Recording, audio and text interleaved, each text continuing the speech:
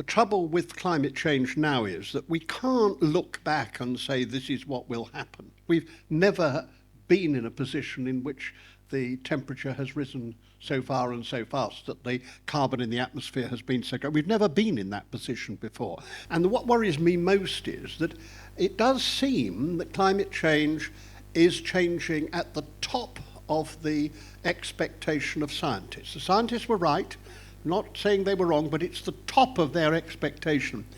And I don't know what that may mean. And I sometimes say to people, you know, we spent more money in history on astronomy than any other science.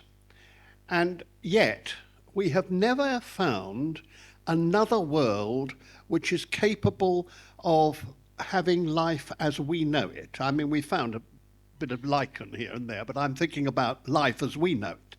Now, all I'm saying is we might find one, but it does suggest that the particular mix which we have on this earth is not easy. And you don't play around with it. I don't understand why people can't think to themselves, the precautionary principle really ought to lead you to say, don't fiddle about with it too much, because we don't know what would happen if you do. And we're beginning to see the most terrible changes that are taking place. We've had 5 months of rain.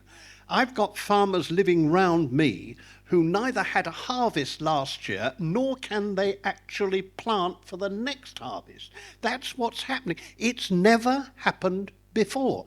We have to accept that these are things which we just don't know. So if you ask me what worries me most, it is I'm always worried about the kind of uncertainty which cannot be mitigated by looking at the past. I'm a historian by training, and I want to look at the past. If I look at the past, I ought to learn a bit about the future. I can't do that with this.